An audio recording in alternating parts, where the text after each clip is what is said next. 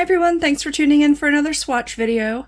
Today I'm going to go over a Covergirl palette that I have seen in every single drugstore I've ever walked into.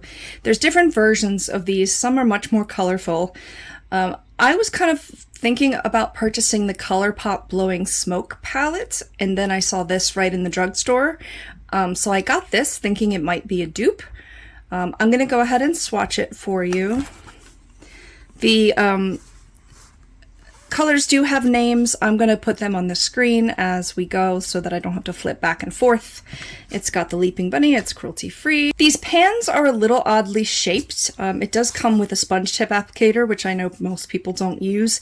However, it is very convenient pan sized for the sponge applicator if you wanted to use it. Alright, sorry about my nails, that's just the kind of person I am. Starting on the left side, we're going to do this white color. This is a white shimmer. The formula for this is decent. It's a little confusing, and you'll see why in a little bit. The next color is a slate gray metallic.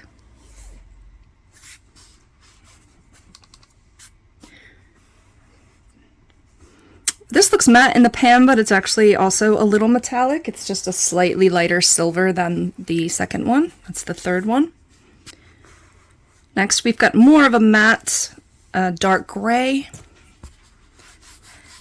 And this pan is the black one, but you'd think in a palette of this color story that the black one would be the most opaque, and it isn't. It's kind of sheer. And some of the others perform a lot better than the actual black. So I don't know what's going on there. Even when you build it up, I feel like it's more of a gray than a black. Like, it's just a dark gray. So this kind of made me not think it's a dupe. I haven't tried the Blowing Smoke palette. I've tried other ColourPop palettes and they seem very pigmented, so not sure why this one was not. However, there's a purple next to it. It's a slight shimmer. I don't know if you'll pick it up in the camera, but it's very slightly shimmery in there. But these two are way more pigmented than the black. This doesn't really come off purple once you put it on the eye, but it is very pigmented. So I usually, if I'm doing a dark smoky eye, I usually use this one instead of this one. All right, then we've got a matte gray. It's kind of a purpley gray. Again, pretty pigmented, nice. And then let's see if this one will swatch okay. We've got another white at the end, and this is a matte white. Also not real happy with this formula when I've used it on my eyes. I just find that, as you can see, it's rather flaky and not opaque at all. This is a nice shimmer, especially for inner corner, but like this white is just not happening. Let me try the sponge applicator and see if that does anything different.